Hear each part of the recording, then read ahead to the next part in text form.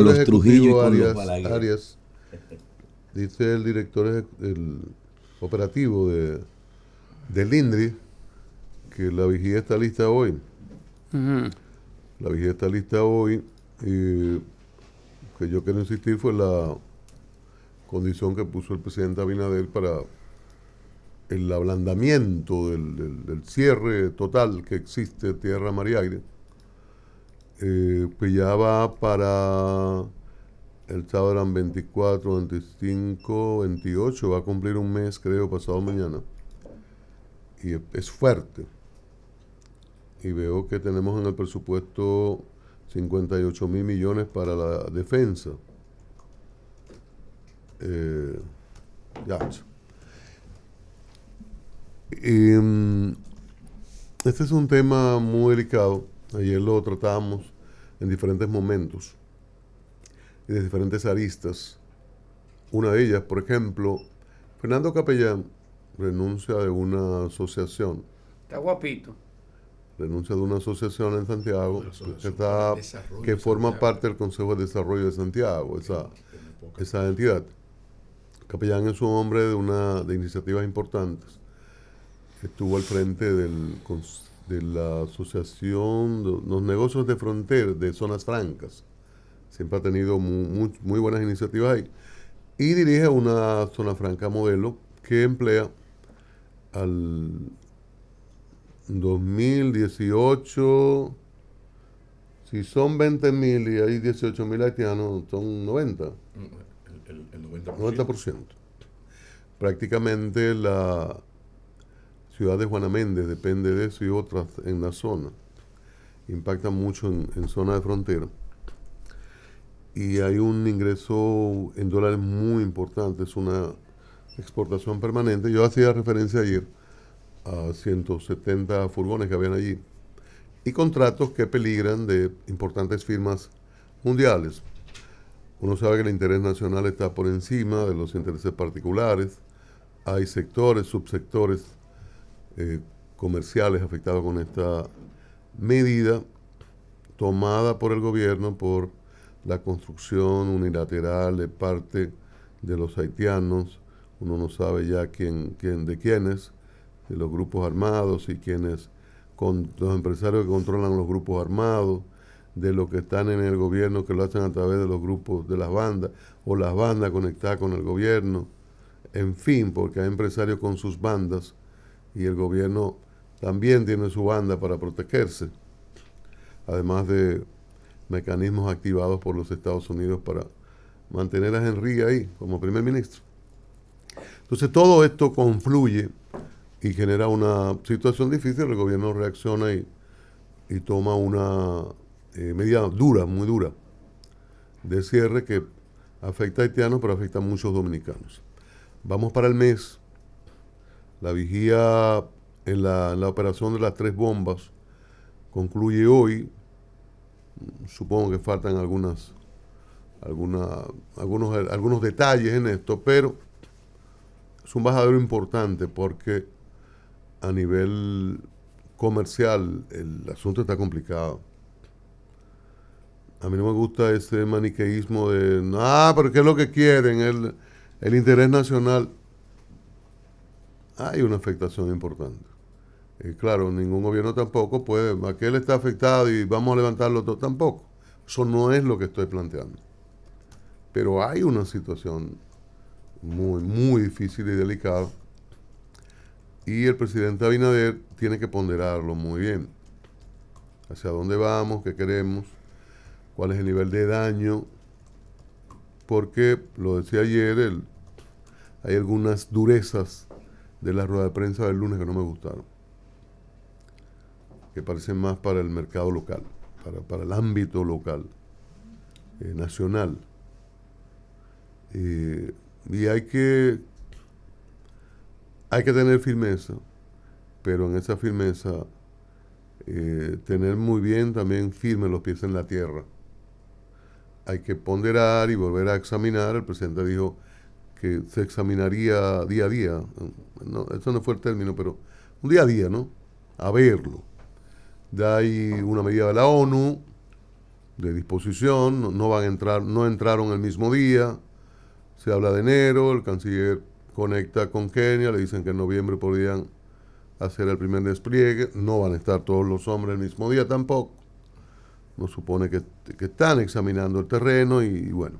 Ya no va a ser en noviembre, sino a inicios de año, según una entrevista que dio el ministro de Exteriores de Kenia a BBC, que la publicaron ayer. Me llamó la atención, porque hasta ahora se hablaba de...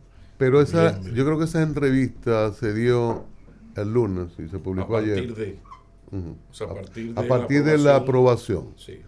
Pero yo me estoy anotando en lo que dijo el canciller en la semanal, que decía que yo acabo de hablar en medio de la semanal, con que yo como que había la posibilidad de llegar una parece que digamos, correcto, digamos que una avanzada. Pero me llamó el dato. Ajá. Pero hay una serie de elementos, de disposiciones, incluso yo creo que con mucho sentido, el gobierno decía que es un triunfo de República Dominicana, y yo creo que sí, que fundamentalmente es de República Dominicana, que echó el pleito en todo el escenario, incluso corriendo riesgo, y ya esto lo he citado. Ariel Henry, claro, el primer ministro, da las gracias a Estados Unidos y Ecuador, que son los redactores de la resolución. En ningún momento no aspiremos a tanto, ¿no? Que nos va a dar las gracias. Por el contrario. Por el contrario, claro. Es un instrumento de estos grupos armados y empresariales. Entonces, concluyo y vuelvo al inicio. El gobierno tiene que estar ponderando día a día. Hay una serie de situaciones que creo le permiten un nivel de flexibilización, porque lo peor que puede pasar es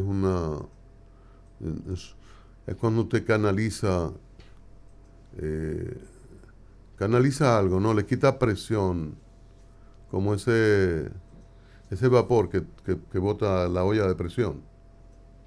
Entonces yo creo que se pueden hacer algunas cosas que permita aliviar la situación de comerciantes y que permita aliviar sectores que no tienen que ver directamente con ese comercio con Haití, que no son de los visibles, porque en esto, señores, no es pollo y huevo.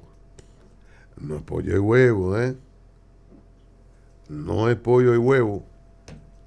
Hay muchas cosas en juego, además de esas exportaciones de Codevi.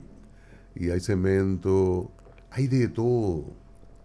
Hay productos, cemento y acero. Hay cemento y acero. Varillas de acero. Entonces, hay mucho en juego en todo esto. Y en el comercio hay productos que son hechos exclusivamente para los haitianos. Exclusivamente son del mercado haitiano. No se venden en otros sitios.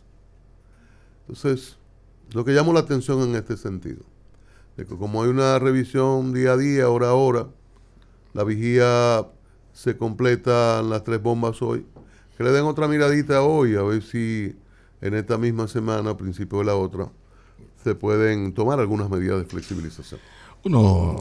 Reitero los buenos días, pero uno entiende el rifirrafe empresarial. Esto es un asunto ya de intereses estrictamente empresariales que están siendo afectados. Lamento que esté ocurriendo eso con una entidad tan fundamental para el desarrollo nacional y sobre todo cibaeño, local, porque la Asociación para el Desarrollo de Santiago es la responsable primera y fundamental de esa principalía y que Santiago, para resumirlo, haya logrado que al fin decimos, por lo menos, caramba, es que todo es en la capital y en Santiago. Recuerda, Cristian, Rosario estaba muy joven, chico, sí, que antes uno, la crítica, y yo que tengo doble nacionalidad, decía, coño, porque todo es la capital. Ahora lo que falta es decir es que dentro de 15, 20 años poder decir, caramba, es que todo es capital, Santiago y Baní, porque en Puerto Plata tal cosa. Pero estamos muy lejos de eso. Pero mire, lo cierto es que la política y sobre todo las campañas electorales lo pervierten todo. Entonces yo me reitero en aquello que dije, que la oposición tiene el problema de la funeraria, ¿no? Que no quiere de la funeraria Blandino, que es la líder, que no quiere que nadie se muera, pero necesita que su negocio prospere.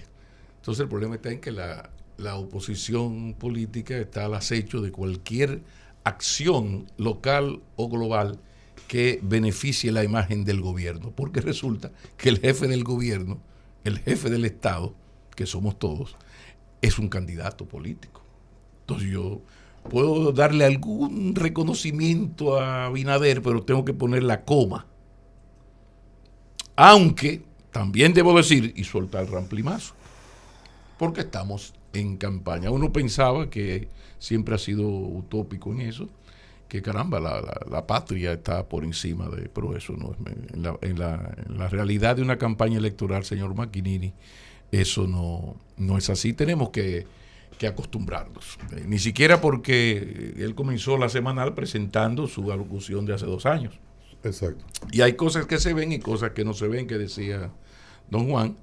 Y este éxito es un éxito fruto de una gran negociación con las instancias de los poderes imperiales. Claro. Desde Washington, pasando Moscú, lógicamente por Moscú y China.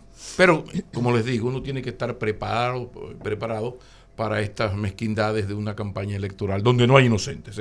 Ahora le toca al PRM aguantar la cajeta, pero no hay inocentes. Yo sí también quería decir, un poco respondiendo a muchas críticas y uno que otro insultito que motiva y dispara la adrenalina, que yo insisto en que Manuel Jiménez representa como pocos en su práctica ética, ¿no? Y en su lucha por la transparencia y acabar con mafias y una serie de cosas que están ahí, representa mucho mejor lo que nos prometió, nos promete y postula en sus papeles fundacionales, en sus estatutos, lo que ellos dicen que son, al Partido Revolucionario Moderno. O sea, es Manuel lo que ha hecho en ese aspecto de luchar con las mafias, aquello de la basura, que sigue habiendo basura, pero no creo que hoy haya más basura que cuando él llegó ahí o antes, ¿no? Eso lo podemos discutirlo. Quería destacar eso, como también destacar que Francisco Peña, como ejecutivo municipal, es la negación exacta, perfecta, de todo lo que nos ha prometido y promete el PRM como organización política y de todas sus promesas de campaña. Un poco para responder muchas cosas y no insistir, porque lo que sí quería comentar era esto que viene, esta pequeña o gran crisis que viene con Rafael Paz. Y es que, bueno, Rafael Paz de alguna manera está pagando las indecisiones de Omar, pero el príncipe heredero no puede perder. Y sin alianza que le otorgue la candidatura a Domingo Contreras a la alcaldía, Domingo del PLD, la candidatura a senador de Omar no tiene sentido, no tiene posibilidades. Pero ¿qué pasa? Que Rafael, cuando sale del PLD, sabe que va a una organización que en ese momento era un grupo de personas en torno a un gran liderazgo del señor Fernández y Reina, que además tiene un hijo que, para su mala suerte, el muchachito le ha salido bueno. Omar Fernández Domínguez es un caballero, ha tenido una persona que se deja asesorar, respetuoso, correcto, ha hecho el trabajo. Claro que sí, que él hereda la parte positiva de tú ser hijo de Leonel Fernández, sí, pero la negativa también, porque cuando usted es hijo de una persona, por ejemplo, muy famosa, muy conocida, usted hereda lo bueno y lo malo, ¿sabes? Y yo puedo hablar de eso, porque lo de Pablo Maquinini es un hombre capitaleño, yo sigo siendo, yo desde que cruzo el peaje para el sur, soy el hijo del profesor Maquinini, para lo bueno y para lo malo. Pero además hay un celo con Omar que Rafael debería entender perfectamente. O sea, Omar es el hijo de Leonel Fernández, además de sus luces propias. Y eso le da una ventaja. Y él es importante porque él es parte de una estirpe política.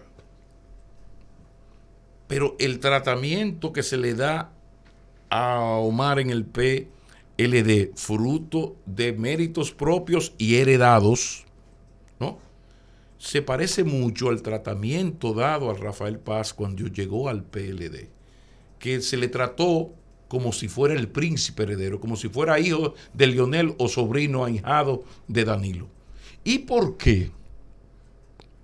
Todo tiene una razón política, porque en ese momento Rafael Paz venía de ser una especie de bypass entre las élites empresariales que dirigen el país económicamente a través de los gremios empresariales, hablo del CONED, sobre todo del CONED, e ingresa a un partido político importante.